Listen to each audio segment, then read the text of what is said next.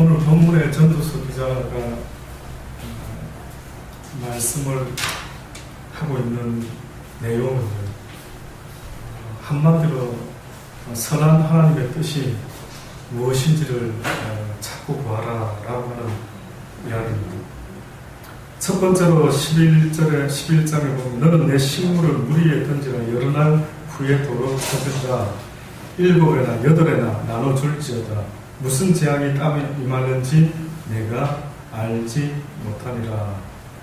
이 두 말씀이 어떻게 보면 좀 다른 듯 하지만 같은 뜻을 가지고 있습니다. 첫째, 내 식물을 물 위에 던지라라고 할 때 옛날 팔레스타인 쪽이나 이집트 쪽, 그쪽 어떤 강 쪽에서 나일강 쪽에 사람들이 농사를 지을 때 홍수가 우리 지금 요즘같이 범람할 때에 그 위에 씨를 뿌린 겁니다. 물 위에다가. 그러면 이 씨가 물과 함께 이렇게 흩어졌다가 이제 홍수가 멈추게 되면은요, 그 씨앗들이 그 태적물과 함께 심겨졌다가 이렇게 자라기 시작하는 모양입니다. 그래서 나중에 아주 풍성한 그런 어떤 열매를 맺는다고 하는데, 아마 이 전도서 기자가 내 식물을 물 위에 던지라 여러 날 후에 도로 찾으리라 라고 하는 게 단지 그런 농사법을 설명한 것이 아니라, 결국은 우리는 식물을 이렇게 움켜쥐려고 하고 날마다 애를 써서 벌려고 애를 쓰지 결탄코 내 식물을 이렇게 흩으려고 하는 그런 일들은 하지 않죠. 그런데 지금 전도서 기자는 선한 행위가 어떠한가 하는 것을 가르치는데, 한마디로 말하면 성경의 말씀대로 사랑은 받는 것이 아니라 어떻게 하는 것이라고? 주는 것이라고. 하나님이 성경을 통해서 자꾸만 말씀하는 내용의 가장 그 중심은요, 더 얻어라, 더 가져라, 쌓아 놓아라, 부자가 되어라, 이런 이야기는 거의 없고, 오히려 부자는 하나님의 나라에 가기가 심히 어렵다.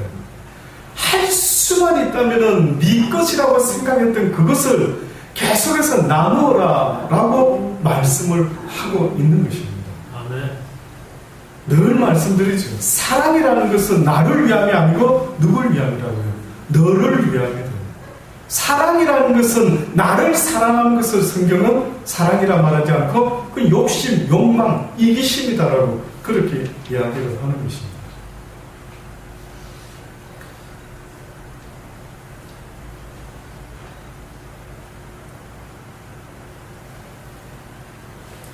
나누기를 원하시는 주님이요,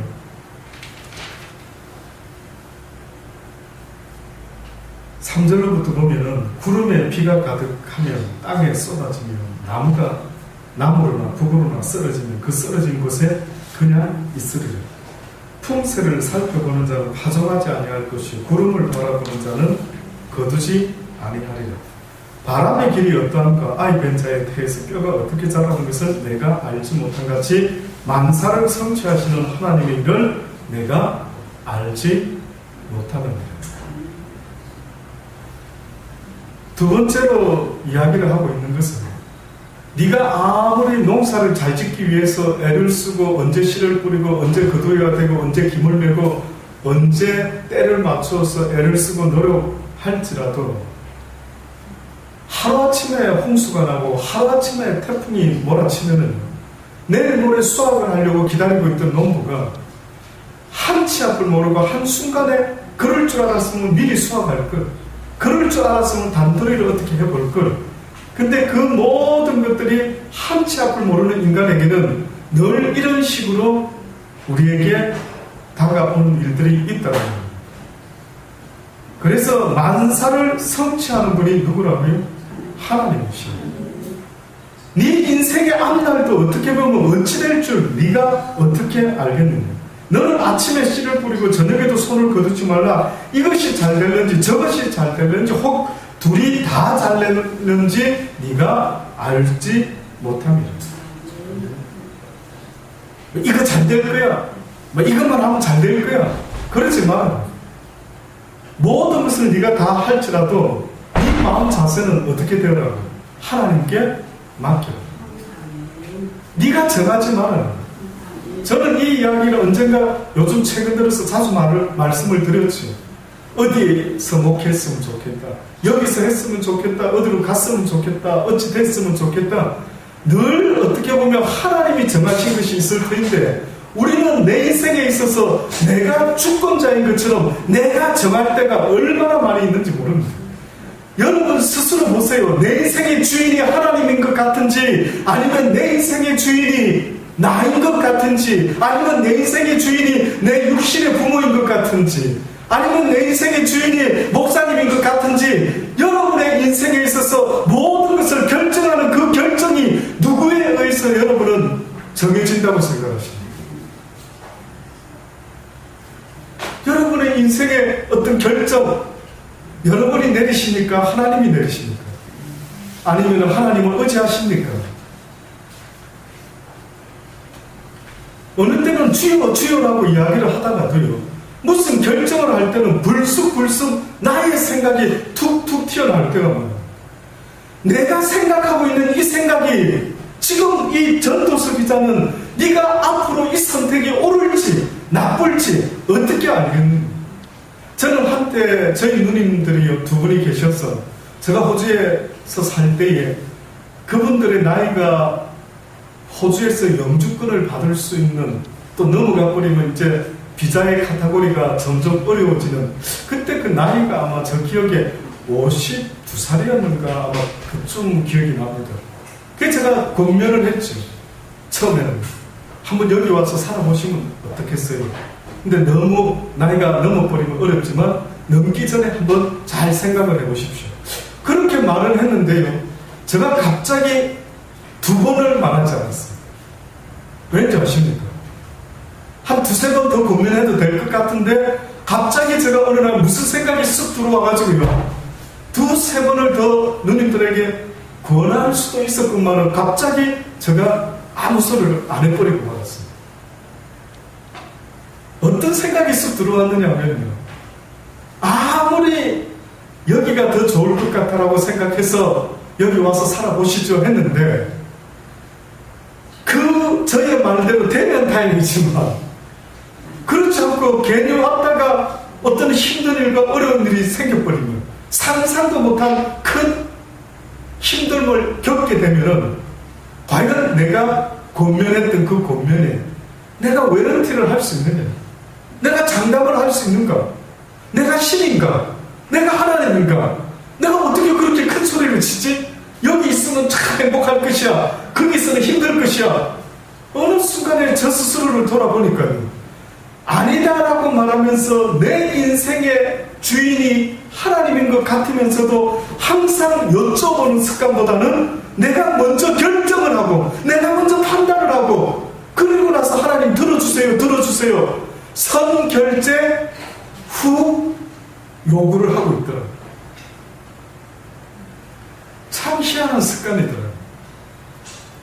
어느 날 이것을 아시는 하나님께서 부족한 저를 깨우치시기 위해서 얼마나 애를 쓰셨겠습니까? 한 가지 영적 비밀을 말씀하는데 무슨 말씀을 하시느냐면요. 너희가 만약에 나에게 무엇이든지 물어봐 주면은 그 물어본 것에 대한 책임을 내가 질 것이다. 그런데 너희가 나에게 물어보지 않고 결정하는 일에 대해서는 나는 개입할 수가 없다는 거예요. 나는 너를 간섭할 수가 없다는 거예요. 나는 너를 도울 수도 없다는 거예요. 그러니 제발 너희들이 무슨 일을 할 때에 만약에 너희에게 주인을 섬기고 있는 머슴이다 종이라고 할 때 그 종이 무슨 일 조그만한 거라도 자기 마음대로 하는 것을 본 적이 있느냐.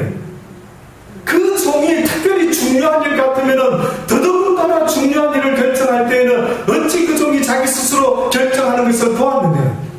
물어본대 주인한테.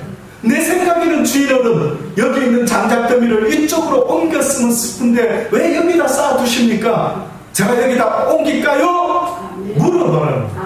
그래서 만약에 그 주인이 그래 옮겨라 라고 한다면은 옮길 수 있지만 아무리 내 생각이 맞고 아무리 하나님이 분명히 그래 네 생각 괜찮네 라고 하실지라도 하나님이 우리에게 물어보시면 보시는 거는 먼저 나에게 물어보는 습관이 좀 되어라. 저는 아들 셋을 키우고 있는데요, 제가 막내를 내 사랑이라서 좋아하는 것은 아닌 것 같아요. 저는 그런 식의 그냥 감정적인 건 아닌 것 같습니다. 그런데 웬만하면 저희 승재도 큰애도 둘째도, 특히 큰애도 물어는 보죠. 그런데 안 물어보고 저질른 게 있습니다. 요번에 제가 호주에 갔을 때에 그 부분에 대해서 한번 아들하고 조금 계속 논쟁을 했던 그런 기억이 있습니다. 뭘 가지고 이야기를 했느냐면, 첫째는 걔가 귀걸이를 어느 날 했더라고요. 귀걸이를. 근데 길을 뚫을 때 저한테 물어보지도 않았어요. 그게 왜 귀 이야기가 나왔냐면은, 얘가 뚱딴지같이 몸에 좀 크리스찬적인 문신을 좀 한번 했으면 하는 이런 이야기를 꺼내는 거예요. 처음에는 그냥 꺼내는 말인 줄 알고, 승재야, 그 다음에 생각해보자. 암만 크리스찬이든 암만 하나님 기뻐할 만한 거라 하더라도 그 어떤 문양이 되는지 모르지만 그냥 아빠 생각은 안 했으면 좋겠다. 아빠 그냥 쟁탈하게 뭐 조금만 어떻게 해보겠대. 근데 계속해서 그렇게 했으면 좋겠다라고 저한테 이야기를 하는 것입니다. 그래서 제가 그 큰애한테 본격적으로 대화를 나누기 시작했죠. 너는 이때까지 아빠한테 뭐든지 다 물어보고 그렇게 결정을 해서 했는데, 너 왜 길을 뚫을 때는 아빠한테 물어보지 않았냐? 그랬더니만 죄송하대. 그 부분에 대해서 죄송하대. 지금 네가 아빠한테 이 문신 이야기를 하면서 물어봐줘서 참으로 고맙다. 아빠는 참으로 네가 아빠한테 물어봐줘서 너무너무 고맙다. 그러면 이렇게 하자, 아들아. 아빠도 하나님께 여쭤보면서 좀 생각할 시간을 더. 너도 조금 더 생각을 해서 한 번 새기면 없애기도 어렵지 않겠느냐. 그러니 아들아, 사랑하는 아들아, 정말 하나님이 기뻐하실지 아닐지 우리 시간을 조금만 더 두고 한번 여쭤보고 또 생각 좀 해봤으면 좋겠다. 그랬습니다. 그렇게 막 당장이라도 할 듯이 막 허락을 받으려던 아들이요, 그래도 나름 아빠의 이야기를 들어보더니만 좀 인정이 된 것 같아요. 그렇다.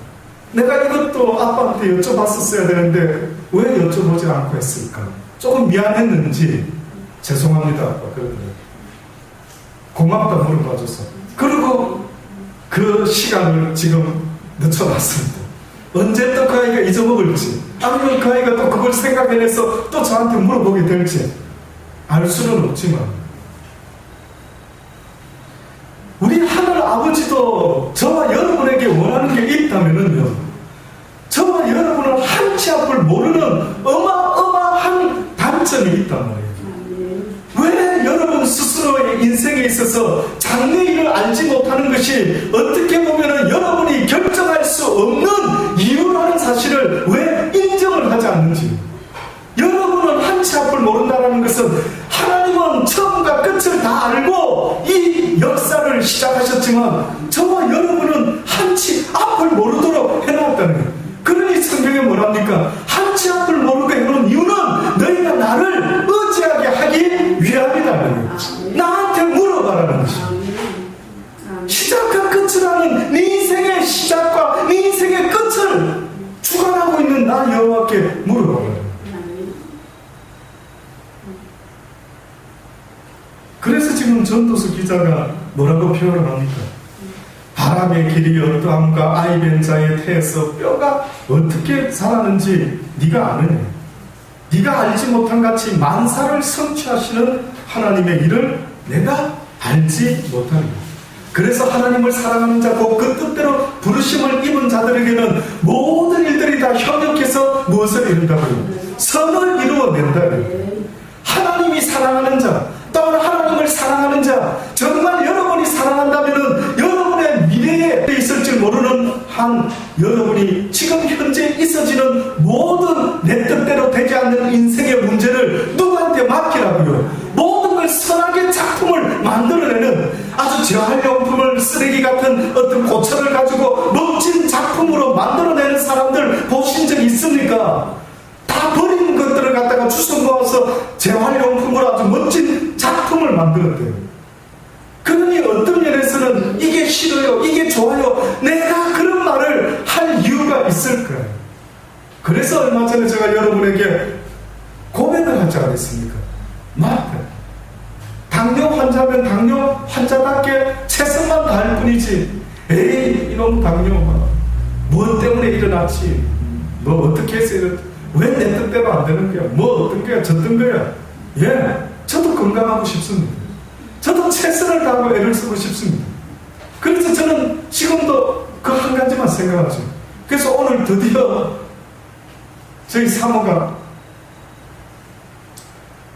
또 눈이 조금 그런 이야기를 듣더니만 마음이 좀 편치 않았는지 왜 최선을 다하느냐, 최선 다하고 있다, 음식을 절제하고 있다 그랬더니만 왜 운동은 안 하느냐, 왜 운동은 안 하느냐. 그래서 오늘 수영장에 다녀왔어요. 정도대학교 수영장에 아주 어금니를 깨물고 비가 오는데도 불구하고 아침에 갔더니만은 수영반이 있어가지고 죄송한데 수영 레슨이 끝나는 4시 이후부터는 자유 수영이 가능합니다. 아마 제가 옛날 성격 같으면 에이 큰맘 먹고 한번 해볼라 했더니만 에이 그게 아닌 것 같아 때려치워버려. 이까지 왔더니만 또 뭐가 이렇게 그럼 처음부터 말을 하지, 뭐 이런 이야기가 막 나왔겠죠. 근데 저 목표가 최선을 다해보자, 할 수 있는 일들을 최선을 다해서 애를 써보자, 이 생각을 하면서요. 그럼 몇 시에 다시 오면 되겠습니까? 오후 4시 이후로 또 그 기사님하고 물어봐가지고 그 차가 몇 시에 오는 겁니까? 3시 반까지 어디 앞으로 나와 있으시죠. 알겠습니다. 아침에 왔다가 또 오후에 또 왔다가.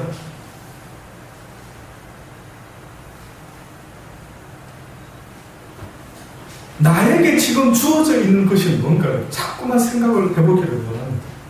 지금 현재 내가 해야 될 그 일, 내가 할 수 없는 걸 하나님께 맡기고 내가 할 수 있는 그것, 이것이 뭔가를 다시 한번 저 스스로 계속 돌아보는 것입니다. 시편 기자가 시편 139편에 제가 한때 이런 찬양 가사도 있습니다만, 가사를 찬양을 부르면서도 주의 신을 내가 떠나 어디로 가오리까, 혹시 들어보셨습니까? 주의 신을 내가 떠나 어디로 가오리까 하는 이런 찬양이 한때 제가 즐겨 불렀어요. 그 내용을 어디에 있었나 봤더니만 시편 139편에 있는 내용입니다. 근데 이 내용이 시작이 어떻게 시작됐냐면, 여호와여 주께서 나를 감찰하시고 아셨나이다. 주께서 나의 앉고 일어섬을 아시며 멀리서도 나의 생각을 통첩하시오며 나의 길과 묻는 것을 어떻게 하신다고요? 감찰하시며 나의 모든 행위를 어떻게 해요? 익히 아시오. 잠깐만, 이 이야기가 지금 보니까 내가 나를 안다라고 말해야 되는데 지금 나에 대해서 누가 안다고, 누가 감찰하고, 누가 더 정확히 보고 있다고 이야기하고 있습니까? 하나님이 내 인생을 더 감찰하고 있다. 내가 내 인생이 더 잘 아는데 뜻밖에도 네가 너를 아는 것보다 오히려 하나님이 너를 더 잘 알고 있다라고 그렇게 말씀하시면서, 여호와여 내 혀의 말을 알지 못하시는 것이 하나도 없어요. 너는 네가 하는 말조차도 무슨 뜻인지도 모르고 하는 일이 허다하고, 네 하는 행위가 네도 알지 못하고 네가 원치 않는 곳으로 가고 있는 이 모습이 문제가 뭔지를 모든 것을 다 알고 감찰하는 분이 누구라고요? 하나님. 나보다 나를 더 잘 아시는 분 인정하십니까? 인정하십니까? 진짜로 인정하시기를 바랍니다. 내 생각이 늘 옳은 것 같지만 내 생각보다도 더 정확하신 하나님이 있다라는 사실을 시편 기자는 이렇게까지 말을 하는 거예요. 심지어 자신의 입에서 나오는 혀의 말도 여호와여 내 혀의 말을 알지 못하시는 것이 아버지는 하나도 없으시나이다. 주께서 나의 전부를 두르시며 내게 안수하셨나이다. 이 지식이 내게 너무 기이하니 높아서 내가 능히 미치지 못하나이다. 내가 주의 신을 떠나 어디로 가며 주의 앞에서 어디로 피하리까? 내가 하늘에 올라갈지라도 거기 계시며 음부에 내 자리를 펼지라도 거기 계시니 내가 새벽 날개를 치며 바다 끝에 가서 거할지라도 곧 거기서도 주의 손이 나를 인도하시며 주의 오른손이 나를 어떻게 한다고요? 붙드시리이다. 아멘. 아멘 되시길 바랍니다. 그가 어느 곳에 음부에 가더라도 높은 곳에 가고 어디 가더라도 내 인생을 붙드실 수 있는 유일한 분은 오직 여호와 하나님밖에는 없다라고 말해요. 여호와 목사가 여러분을 붙잡아 줄 수 있는 사람이 아니라는 겁니다. 여러분의 인생을 남편이, 아내가, 아이들이 그 누가 내 인생을 지켜주고 붙잡아 줄 수 있는 게 아니란 말입니다. 교회가 없는 어느 오지에 살아가더라도, 교회는 없어도 그 여호와를 어느 곳에서든 아버지는 바라바라는 거예요. 눈에 보이는 교회가 없을지라도, 너희가 어디에 있을지라도, 심지어는 주의 신을 떠나 어디론지 갈 수 있을 것 같을지라도 나 여호와가 없는 곳이 없으니 너희가 있는 그곳에서 어떻게 하라는 것입니다. 나를 부르고 나에게 물어보고 나의 도움을 청하라. 저는 여러분이 습관 중에요, 어떤 결정 제발 하실 때마다 아버지께 물어보는 습관이 있기를 주의 이름으로 권면합니다.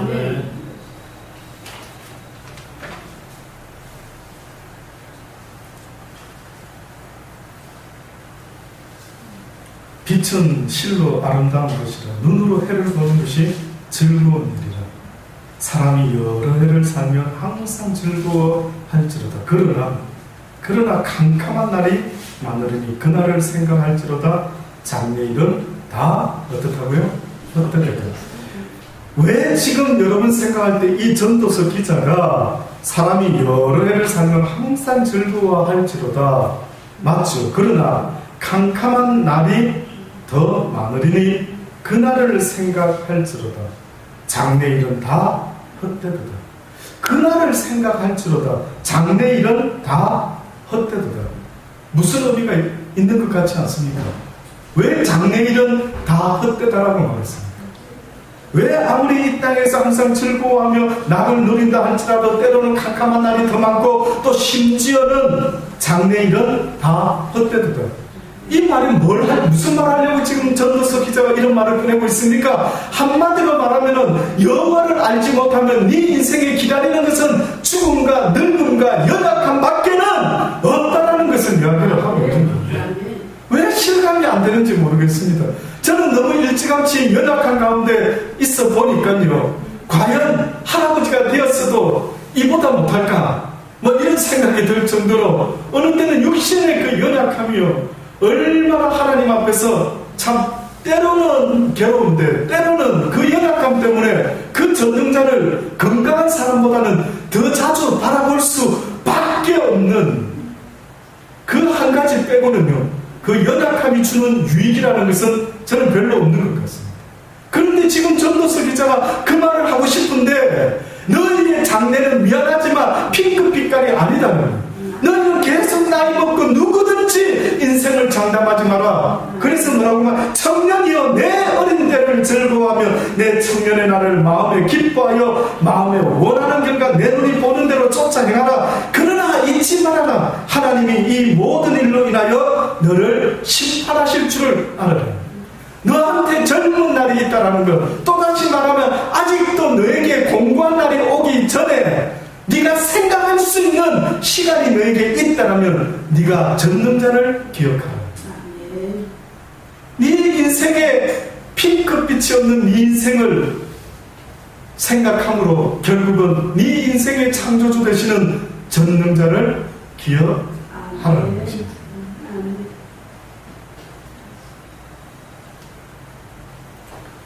그런즉 근심으로 내 마음에서 떠나게 하며 악으로 내 몸에서 물러가게 하라. 어릴 때와 청년의 때가 다 헛된 것.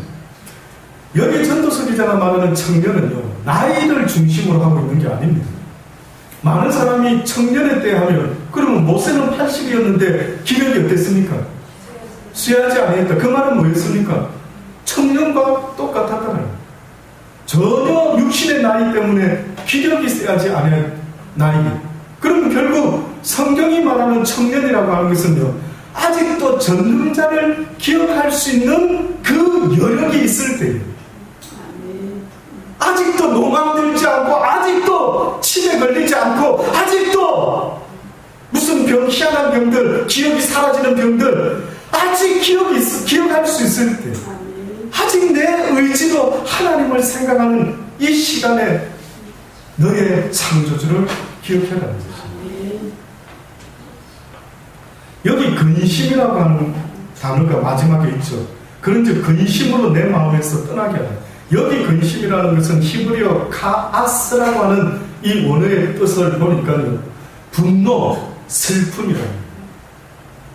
그러니까 나이 먹어도 청년만 분노하고 또 슬퍼하는 게 아니라, 우리는 나이 먹어도 분노하고 슬퍼하는 건 똑같이요. 그러니 청년들아, 근심으로 내 마음에서 떠나게 하라. 또다시 말하면 네가 젊은 혈기를 가지고 하나님을 부르지 못하고 분노하며 때로는 네 뜻대로 안 돼서 슬퍼하는 모든 것들을 네 마음에서 제하여 버릴지라. 내가 없애야 되는 어떤 것들이 뜻밖에도 다른 그 어떤 것이 아니라 네 삶 속에 왜 분노하느냐. 아직도 네가 육신의 나이는 먹었다 할지라도 네 속에 혈기가 충만하구나 라는 소리를 듣지 않도록, 저는 저 성격과 성품이 30대, 40대, 20대보다 가면 갈수록 부드러워질 줄 알았습니다. 살아보니까요, 점점점 당나귀 같이 돼가고, 점점점 목이 곧은 아주 이제는 누구 소리도 듣지 않는, 완전히 이제는요, 누구도 건드릴 수 없는,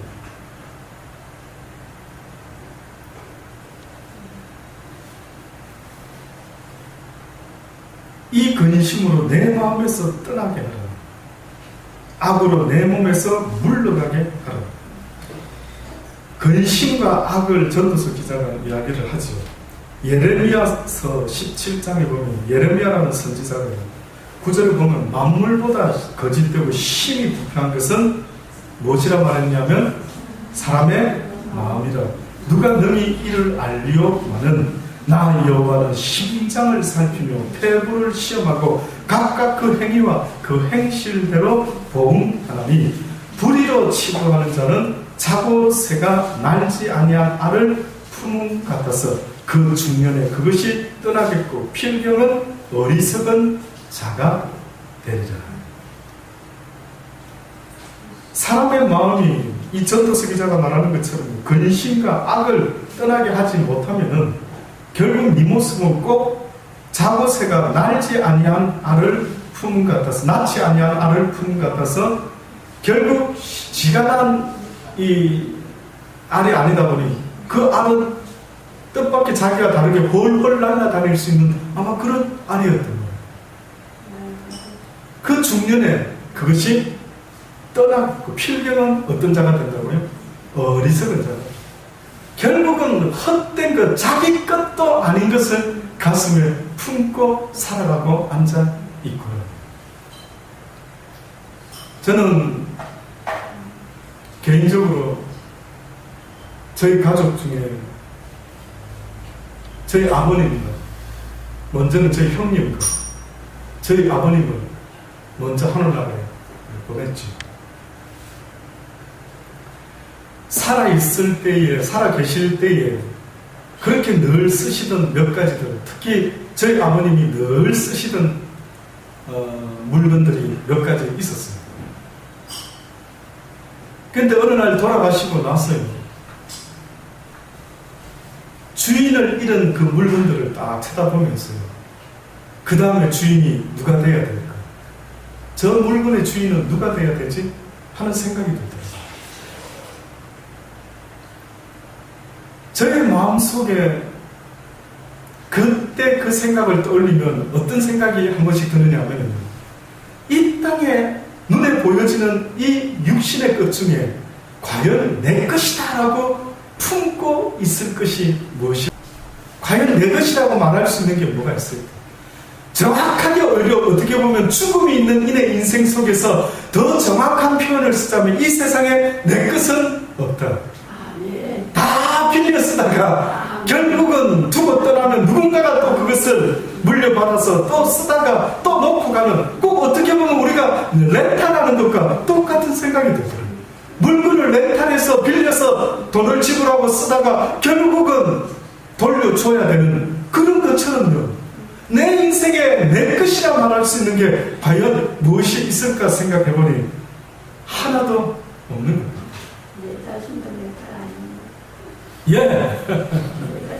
내 인생도 내 마음대로 될 수 있으면 내 것이라 말할 수가 있겠는데, 여러분 보세요. 생각도 내 마음대로 할 수가 없어요. 내 나쁜 생각하지 않고 이제부터는 내가 좋은 생각만 하고 이제부터는 딱 이 한 가지 길만 가야지 하는데도 육신의 또 다른 법이 날마다 나를 사로잡아 오는 것을 보는도다라고 바울이 고백했던 것처럼 이 육신도 내 건 줄 알았더니만 보니까 이미 넘어가 버렸어요. 이미 누구한테 넘어갔습니다. 누군가가 빚을 져가지고 우리 할아버지가 빚지는 바람에 그 큰 집들이 다 누구한테 넘어간 것처럼 우리의 할아버지, 우리의 조상이었던 아담과 하와가 그렇게 지켰어야만 되는 에덴 동산을 지키지 못하고요, 죄를 지음으로 말미암아 그분의 육신의 삶까지도 누군가에게 다 빛으로 넘어갔는데, 죄값으로 넘어갔는데 누구한테 혹시 넘어갔는 줄 아십니까? 사단한테 다 넘어가 버렸어요. 비참하더라고요. 그래서 우리가 늘 보았던 것처럼 뜻밖에도 뱀은 흙을 먹는 자가 아닌데 배로 기어다니며 흙을 먹고 살 것이다. 아담에게 너는 흙이니 흙으로 돌아가.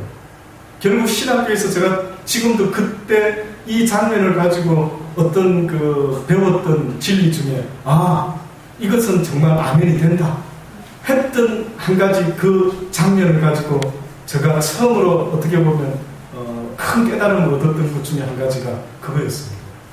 죄 짓는 인간은 사단의 것이다. 공식적으로 사단은 하나님께 허락 맡았는데 어떤 인간들을 건드릴 수 있는가 봤더니만 죄 짓는 모든 인간들은 다 건드릴 수가 있다. 근데 뜻밖의 보니까 의인은 없나니 하나도 못해. 아담 이후로부터 계속해서 그와 똑같은 죄는 짓지 않았지만 그 죄가 유전되고 그 바이러스가 유전되고 해가지고 내 형질 속에요, 나의 기질이라고 말하는 그 기질 속에 뜻밖에도 죄의 기질까지 전가가 되어가 여러분과 제가 아무리 선한 마음을 먹고 아무리 선한 생각으로 인생을 하나님이 기뻐하는 아름다운 삶을 살려고 애를 써도 뜻밖에도 육신의 또 다른 법은 결국은 내 육신이 내 것이 아니라 내 원하는 대로 되지 아니하고 누군가가 빼앗아간 그놈이 날마다. 그래서 바울이라는 그 위대한 주의 종이 뭐라고 고백합니까? 내 육신에 또 다른 법이 있거든. 어떤 법이 있는데 그 법을 그런 부르기를 사망의 법이라고 불렀어요. 그 뜻이 뭔지 아십니까? 바울이 왜 자기가 깨달은 것이 육신의 법이 보니까 사망의 법, 사망의 권세. 또다시 말하면 육은 날마다 사망이라고 하는 열매를 맺도록 길을 쓰고 우리로 하여금 범죄케 만들고 있는 그것을 깨달았던 것입니다. 그래서 육의 소용대로 하지 말라는 겁니다. 육신이 원하는 대로 하지 말고 육신이 먹고 싶은 것까지도 먹지 말라고까지 말하는 겁니다. 뜻밖에는 네 육을 보아라. 사단이라는 놈이 어떤 놈이냐? 네 육의 주인인 사단은 네 육신을 이롭게 할까? 아니면 네 육신을 병들어서 망치려고 할까? 여러분 생각해 봅니까? 잘 생각하고 한번 말씀드립니다. 왜냐하면 그걸 깨달았다 한다면 앞으로 내 육신이 먹고 싶은 거를 절제를 해야 돼. 사단이가 나를 파멸시키러 온다 그랬죠. 오는 건 고사하고 내 육신 가운데 있죠. 그래서 바울이 지금 두 법이 내 속에 공존한다고 말하지 않습니까? 그럼 육신의 법이 있다 그렇죠. 그럼 이 육신의 법은 이놈은 나를 영적으로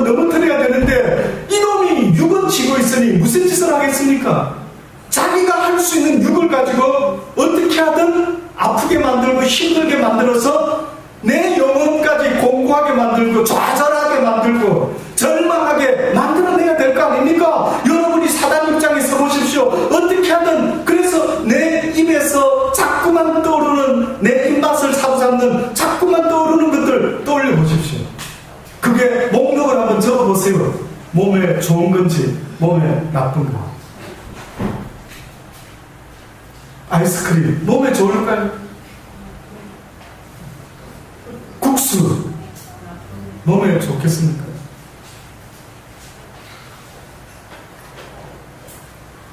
가만히 보면은 내 육신이 끊임없이 나에게 뭐 먹어라 하는 거 보면은 오히려 쓴 약이 몸에 좋다라고 하는 그 말하고는 전혀 반대인 겁니다. 제가 여주차를 틈틈이 데려서 먹습니다. 혹시 드셔보신 분 아시죠? 여주차가요 얼마나 쓴지 모릅니다. 근데 당뇨에 너무 좋답니다. 그래서 그 쓴 여주차를요 정말 내 육신은 먹고 싶지 않는데 당뇨에 좋다고 하니까 어금니 깨물고 막 코를 막고 조금 전에도 올 때 한 컵을 마시고 왔습니다. 건강하게 설교하려고 안 아프려고.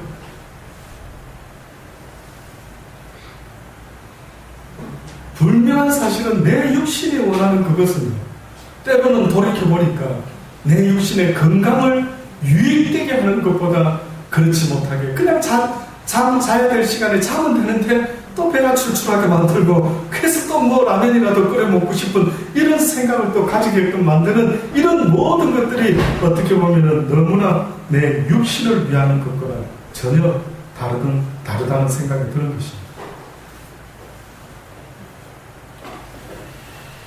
시편 119편에도 청년의 이야기가 나옵니다. 청년이 무엇으로 그 행실을 깨끗게 하리니까 주의 말씀을 따라 삼갈지어다. 내가 전심으로 주를 찾았사오니 주의 계명에서 떠나지 말게 하소서. 내가 주께 범죄치 아니하려 하여 주의 말씀을 내 마음에 두었나이다. 저는 이 전도서 기자가 청년이여 내 어린 때를 즐거워하며 내 청년의 날을 마음에 기뻐하여 마음에 원하는 길과 내 눈이 보는 대로 쫓아 행하라. 그래 네 원하는 대로 할 수 있겠지 나름대로. 그러나 하나님이 이 모든 일로 인하여 너를 어떻게 하실 줄 알아? 심판하실 줄 알아. 다시 말하면은 네 자유의지로 네가 무엇이든지 할 수는 있겠지만 네 육신의 마음이 원하는 대로 했다가는 그 결과에 대해서는 네가 심판을 받을 줄을 알아라. 그러니 시편 기자는 119편의 9절로부터 여기에 대한 답변으로 저는 생각이 들 정도로 짝이 이쪽에 있구나라고 싶을 정도로요. 청년이 무엇으로 그 행실을 깨끗게 하리까?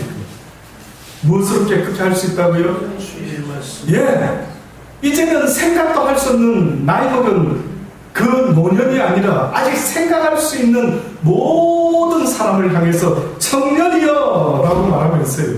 무엇으로 네가 원치 않는 그 생각을 멈추고 네가 원하는 그 생각대로 하나님을 사랑하며 그의 뜻대로 그의 계명대로 삶과 행하며 살아갈 수 있기를 원한다면 무엇으로 네 행실을 깨끗게 무엇으로 네 육신을 날마다 쳐서 복종시킬 수 있게 하겠느냐? 주의 말씀을 따라 삼갈 것입니다. 내가 시편 기자라면 내가 전심으로 주를 찾았사오니 주의 계명에서 떠나지 말게 하소서. 전심으로 주를 찾는다라는 게 뭡니까? 그러면 지금 시편 기자는 내가 전심으로 주를 찾았나이다 이 뜻은 무슨 뜻인지 아십니까? 내가 전심으로 주의 계명을 지키기를 원했나이다. 무슨 주여 어디 계십니까? 주여 어디 계십니까? 모르는 사람은 주여 어디 계십니까? 라고 말할 수 있겠죠. 그러나 주님의 말씀을 듣는 자들은 차이가 난다라는 겁니다. 네가 이제는 계명을 듣지 않았느냐? 이제는 내 계명을 지키는 자가 곧 나를 사랑하는 자라. 내가 전심으로 주를 찾았으니 주의 계명에서 떠나지 말게 하소서. 내가 주께 범죄치 아니하려 하여 주의 말씀을 어디에 뒀다고요? 내 마음에 두었나이다. 그러면 그것은 내 마음에 무엇이 있으면 육신의 법을 쫓지 아니할 수 있는 가장 확실한 방법이 있다라고 지금 시편 기자는 우리에게 분명히 말씀하고 있습니다. 내가 잡생각하지 않냐고, 내가 쓸데없는 생각에 휘둘러지지 않냐고, 내가 오직 한 가지 생각에만 몰두할 수 있기를 원한다면 그 한 가지 생각이라는 것이 곧 무엇으로 가능하다면 여호와의 말씀을 네 가슴에 두어라. 그래서 내 마음, 내 입술과 마음이 주께 연락되기를 원하나이다. 내 마음의 묵상이, 내 마음의 묵상이 결국은 날마다 주의 말씀을 읽을 뿐만 아니라 읽은 그것이 내 속에 들어왔는지 안 들어왔는지, 내가 지금 떠올릴 수 있는 하나님에 대한 말씀에 대한 그 묵상을 하고 있는지 하고 있지 않는지 내 스스로를 돌아보라.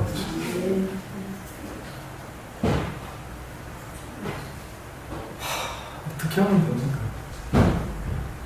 어떻게 하면은 여러분이 목사님, 내가 늘 주의 말씀을 주야로 묵상하고 있는 것 같습니다. 묵상을 잘 못하고 있는 것 같습니다. 걱정과 근심과 번민과 쓸데없는 다른 하나님의 말씀이 아닌 어떠한 이유 불문하고 어떤 것에 여러분의 마음과 생각이 들어가 있습니까? 돈을 벌 때에도 하나님을 잊지 마셔야 돼요. 공부할 때에도 하나님을 잊어서는 안 돼요.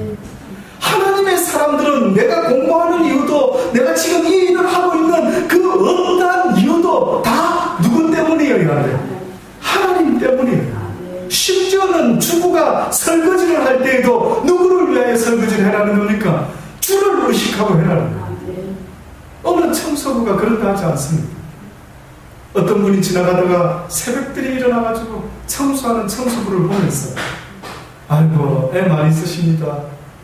아주 좀 이렇게 안 된 아주 동정의 마음으로. 근데 그 청소부가 아주 당당하게 청소를 하면서 이 천지를 지으신, 아름답게 지으신 하나님께서 이 아름다운 땅을 더럽히지 않으려고 내가 한 지구의 귀퉁이를 새벽마다 열심히 깨끗이 청소합니다. 그 청소부 머릿속에는요, 나 청소부인데 라고 생각한 게 아니라 내가 믿는 하나님이 만드신 이 아름다운 지구, 이쪽 한 귀퉁이 내가 할 수 있는 것, 그 주님을 위해서, 그 주님이 아름답게 하신 걸 지키기 위해서 내가 청소한다. 같은 청소를 하는데도 뜻밖에도 그 마음의 생각이 어떠한지를 주님은 보겠다는 거예요. 네 마음의 생각의 묵상이 뭔지를 내가 보기 원한다. 저는 여러분이 돈을 버는 이유도 주님 때문이기를 바랍니다. 건강해야 되는 이유도 오래 살려고 하는 게 아니라 주님 때문이기를 바랍니다. 그래서 그 마음이 주님께 상달될 수 있기를 바라는 것입니다. 끝으로 에베소 2장의 결론적으로 이 말씀을 전해드리기 원합니다.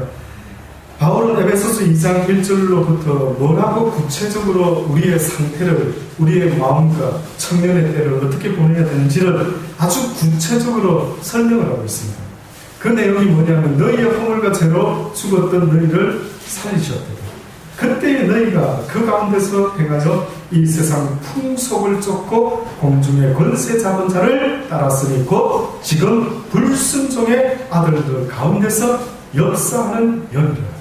다시 말하면 불순종의 아들들 가운데 역사한다는 것은, 다시 말하면 하나님의 말씀을 거역하게 만드는 악한 영의 역사가 지금도 있대. 내가 하나님의 마음을 쫓지 못하고 하나님의 말씀을 쫓지 못하고 있다라는 그것은 지금 내가 불순종의 아들들 가운데 역사하는 그 영이 나를 주관하고 있다라고 하나님은 바울을 통해서 우리에게 알려주고 있는 거예요. 네가 원하는 선한, 하나님이 기뻐하는 걸 못하고 있느냐? 그럼 지금 나를 누가 지배하고 있다고요? 불순종의 아들들 가운데서 역사하고 있는 영이 있다라고 말한다는 거예요. 지금 불순종하고 있는 것은 그 악한 영이 나를 주관하고 있다라는 거예요. 전에는 우리도 다 그 가운데서 도무지 육신의 법을 벗어나지 못하고 우리 육체의 무엇을 따라 지냈다고요? 육체의 욕심을 따라 지냈다. 아담이 죄 가운데 태어나서 선악과를, 죄 없는 가운데 욕심을 따라 선악과를 따먹었을까? 죄 없는 가운데 그의 욕심을 따라 선악과를 따먹었지. 그러니 바울이 그 진리를 깨닫고 나서 우리에게 또 다시 또 전하는 것은 우리 육체의 욕심, 우리 육체의 욕심, 그 육체를 누가 지고 있다고요? 예, 그 사단이. 그러니 아담도 하와도 넘어진 판에 그 이후에 죄 가운데 태어난 우리는 죄를 밥 먹듯 아예 본성적으로 타고난 지금 우리는 그 싸움이 얼마나 더 치열하겠느냐. 거의 불가능해요, 싸우기가. 내 육속에 있는 이놈을 내가 상대하기는 거의 불가능하다. 그래서 주님이, 하나님이 누구를 우리에게 보내주셨습니까? 예수 그리스도. 네 힘으로는 할 수가 없다. 그런데 네가 그분에게 구하고 묻고 도움을 청하라. 그러면 그가 너의 반석이 되고 산성이 되고 그가 너를 지킬 것이라, 너를 도울 것이라. 그의 이름의 권세를, 이제 자녀의 권세를 네가 가졌으니 이제는 악한 영을 주의 이름으로 명하면 이제는 그놈들이 내쫓기고 말 것이라. 그러니 자녀의 권세를 가진 자들아, 이제는 그놈이 네 육신을 무조건 주장하지 못할 것입니다. 사도 바울이 날마다 나를 쳐서 복종시켰다라는 그 의미 속에는요, 내 자아와 그 사단을, 육신을 지고 있는 사단과 함께 했던 나의 자아를 날마다, 쉽게 말하면 내 육신을 위해서 살아야 되는 이 본능적인 이것이 당연한 줄 알았는데 내 자아가 타락한 이 모습을 날마다 쳐서 복종시키겠다는 거예요. 내 자아가 어느 날 사단이 좋아하는 짓을 내 스스로 하고 있는 그 모습을 날마다 치겠다는 거예요. 그래서 가인을 이야기할 때 뭐랍니까? 가인아, 네가 선을 행치 아니하면 죄가 네 마음의 문 앞에 엎드리고 그 죄의 소원은 너에게 둘 것이며 너는 그 소원을 다스리는 자가 될 것이다. 결국은 내 자신이 모든 것의 주체가 된다. 그러니 주님께서 내가 문 밖에 서서 네 마음의 문, 네 자아의 문을 내가 두들기노니 네 자아가 마음을 열어주면, 나를 구하면, 나를 청하면 내가 너에게로 들어가서 너를 더불어 먹고 마시며 너는 나로 더불어 먹고 마시게 될 것이야. 너의 인생의 주체가 이제는 사단이 아니라 누가 된다고요? 예수님이 주체예요.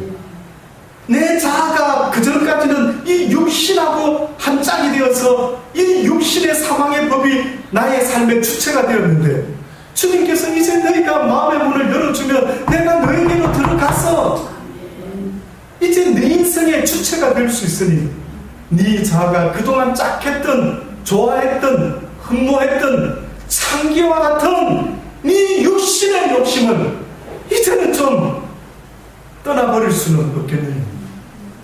창기. 내 육신이 원하는 그 욕심, 모든 욕심을 성경은 창기와 네가 어찌 한 몸이 되느냐. 네가 지금 누구와 한 몸이 되어 있는지 좀 쳐다봐라. 다른 죄는 몸 밖에서 짓는 죄이지만 네가 몸 안에 짓는 창기와 하나 되면 네도 창기와 똑같은 몸이 되는 걸 왜 알지 못하느냐. 다시 말하면 네 육신이 요구하는 대로, 사단이가 원하는 대로 그것이 너를 위함인 줄 알고 시키는 대로 했다가는 너는 누구와 한 몸이라? 그 사단과 한 몸이 된다. 그래서 이제는 네가 아예 주체가 되어서 사단은 구경만 하는데도 네가 알아서 사단이 기뻐하는 일을 앞장서서 하고 앉아있다. 오, 아버지 나는 착하게 살고 싶었는데 이 사단이가 나한테 꼬셔가지고. 하와가 그렇게 변명했지. 하와야, 왜 이것을 따먹었느냐? 아버지, 저 사단이가 나를 꼬여서 먹었습니다. 그때 하나님이 인정했습니까? 인정 안 했습니까? 여러분이 아는 성경 지식이 어이구야 하와야 어쩌다 끊는 못된 놈은 저놈이네 저 사단놈 저놈의 뱀놈을 없애버려야겠다. 그렇게 하셨습니까? 아니면 거기에 대한 책임을 물으셨습니까? 그 유혹에 빠진 책임을 물었던 것입니다. 누가 나를 시험할 수 있겠죠? 사단놈이 시험하겠죠, 날마다. 그 시험에 빠지는 것도 시험하는 놈도 나쁜 놈이라 하지만 시험을 당하는 자도 책임을 면하기가 어렵다.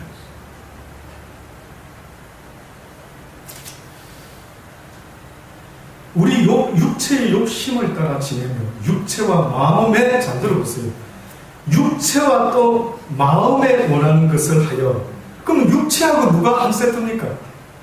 육체하고 지금 여기 누가 육체와 뭐라 했습니까? 지금 마음은 무슨 뜻으로 지금 바울이 자꾸 이 단어를 쓸까요?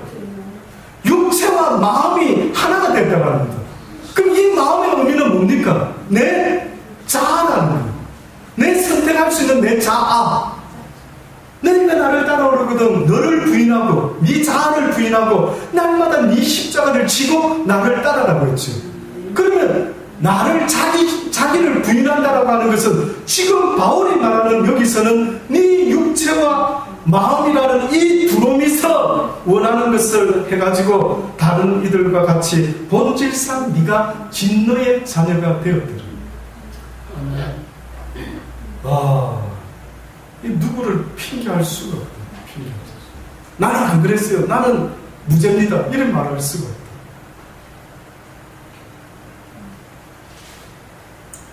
긍휼의 풍성하신 하나님, 우리를 사랑하신 그 큰 사랑을 인하여 허물로 죽은 우리를 어떻게 했습니까? 그리스도와 함께 살리셨고. 근데 여기 보니 너희가 은혜로 구원을 얻은 것이다. 전적으로 우리가 잘난 것이 있었다 없었다? 없었다. 단지 하나님의 무엇이 작동했다? 은혜가 작동이 되었다. 은혜로 구원을 얻은 것이다. 또 함께 일으키사 그리스도 예수 안에서 함께 하늘에 앉히시니 이는 그리스도 예수 안에서 우리에게 자비하심으로써 그 은혜의 지극히 풍성함을 오는 여러 세대에 나타내려 하십니다. 너희가 그 은혜를 인하여 믿음으로 말미암아 구원을 얻었나니 이것이 너희에게서 난 것이 아니요 하나님의 선물이라. 그러니 하나님의 은혜는 뭡니까? 하나님이 우리에게 베푼 은혜의 목적은 뭡니까? 은혜 받았어요. 그럼 그 뜻은 뭡니까? 나는 죽고 그리스도가 사셨습니다. 예, 그런데 지금 방금 바울이 뭐라고 말했습니까? 그 하나님의 은혜를 인하여 무엇으로 말미암아 구원을 얻었겠습니까? 무엇으로요? 주여, 저 성경책하고 다른 걸 들고 계십니까? 은혜로 말미암아 은혜로 인하여 무엇으로 말미암아 구원을 얻었다고요? 믿음으로 말미암아. 그러면 우리가 가끔 하나님께 은혜 받았습니다. 그 증거는 무엇으로 나타나야 됩니까? 믿음으로 나타나야죠. 다시 말하면 하나님의 가장 큰 은혜라는 것은 지금 이 시간에 여러분이 집에서 텔레비 보고 있어도 되는데 이곳에 왜 나오느냐 이거예요. 이것에 왜 나와가지고 주를 부르고 기도하고 있느냐는 거죠. 그 은혜의 목적은 바로 믿음으로 말미암아 우리를 구원시키기 위한 은혜 말고는 뭐 부자 되게 해주세요, 머리 좋게 해주세요, 공부 잘하게 해주세요. 지금도 아직도 이 세상의 복을 구하면서 주여 주여 하는 그들을 보고 계시는 주님의 마음은 얼마나 억장이 무너지는지. 내가 이 땅에 다시 올 때에 믿음 있는 자를 보겠는가. 구하라고 하는 목적은 구원이라는 것입니다. 이것은 내 사는 날 동안 놓치지 않고 날마다 나를 쳐서 복종시킴으로 죄를 멀리하고 두려움으로 네 구원을 이루어가라고 말씀하시는 그 하나님의 뜻이요. 하루 종일 머릿속에 사는 날 동안 평생 60, 70평생 오직 하나만 생각해라는데 오직 그 하나가 뜻밖에도 보니 내가 너에게 은혜를 주었는데 오직 그 은혜는 하나만 생각해라고 주었는데 그것은 바로 네가 믿음으로 말미암아 구원을 이루는 것이야. 이미 죽었어야 될 네 인생. 어차피 죽을 인생. 어느 목사님, 교제하는 어느 목사님 그러시더라고요. 옛날에 남자 목사님인데 유방암이 생겼더라고요. 친구 목사는 선교사로 나가서 죽었다. 자세한 사연은 못 들어봤지만 그분의 입에서 하는 말이 저는 그때 이미 죽었어요. 그런데 병원에도 안 가고 제가 모든 암이 하나님의 은혜로 나섰습니다.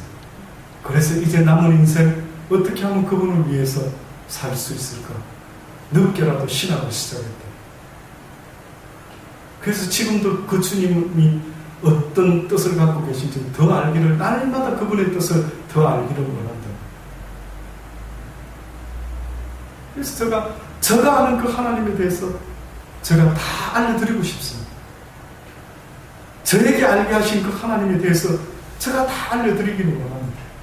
그래서 앞으로 남은 인생 그 하나님이 기뻐하는 뜻을 쫓아서 시작은 늦었는지 몰라도 하나님이 기뻐하는 복된 종이 되시기를 바랍니다 하면서요, 그렇게 하나님 이야기를 나누었던 분이 있습니다. 내 남은 인생 한 가지만 생각해야 된다면 바로 내 영혼의 구원인 것입니다.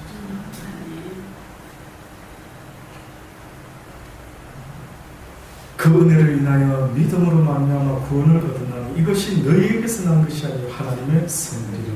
행위에서 난 것이 아니니 이는 누구든지 자랑치 못하게 하려 합니다. 네가 예수 믿는 것을 자랑할 수가 없다. 예수 안 믿는 사람을 보고 함부로 말하지 마라. 네가 예수 안 믿는 사람을 함부로 말하는 것은 곧 예수 믿는 네가 너를 사랑하는 것과 똑같아. 너에게도 나의 은혜가 없었다면 네가 지금도 내 앞에 나올 수가 없는 길.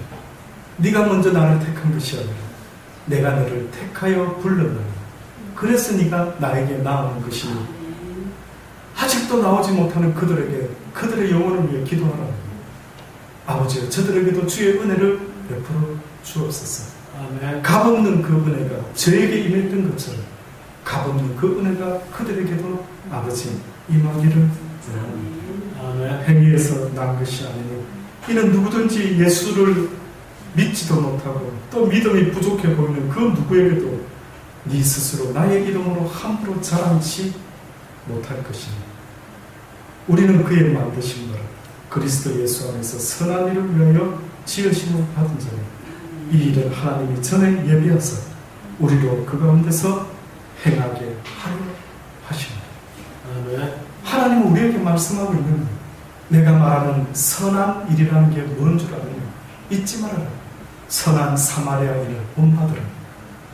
육신이 피 흘려 죽어갈 때 선한 사마리아인이 그가 가진 곳으로 기름을 바르고 또 부비가 더 들면 내가 다시 올 때에 이 사람에 대해서 끝까지 책임을 주리라 라고 말했던 이 선한 사람의 행위를 기억하라.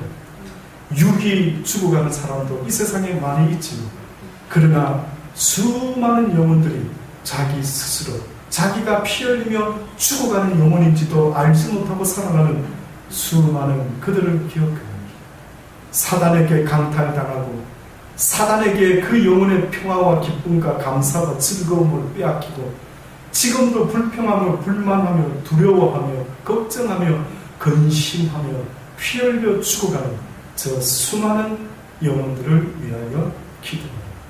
이것이 은혜 받은 너희들이 나에게 갚아야 될 빚이라는 것입니다.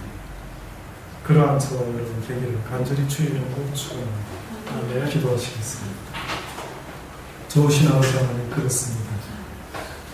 청년의 때를 기억하는 우리 모두가 되게 하여 주옵소서. 나이 먹어 우리의 지각이 흐려져 이제 더 이상 내가 무슨 말 하는지도 모르는 그러한 공고한 때가 오기 전에 아버지 우리에게 이 기회를 놓치지 않도록 날마다 전능자를 기억하며 주의 말씀을 우리 마음에 두게 하여 주옵소서. 그래야 그 말씀이 나를 주장하기를 원합니다. 오직 주의 그 말씀이 내 삶을 이끌기를 원합니다. 내 말이 네 안에 네가 내 안에 있으면 무엇이든지 구하라. 그래야만 능치 못함이 없으리라 말씀하셨으니 우리 영혼의 구원을 구하나이다. 우리에게 그때가 되면 주의 그 은혜의 구원 우리 모두에게 이루어지게 하여 주옵소서. 예수님의 이름으로 감사하며 기도드리옵나이다. 아멘.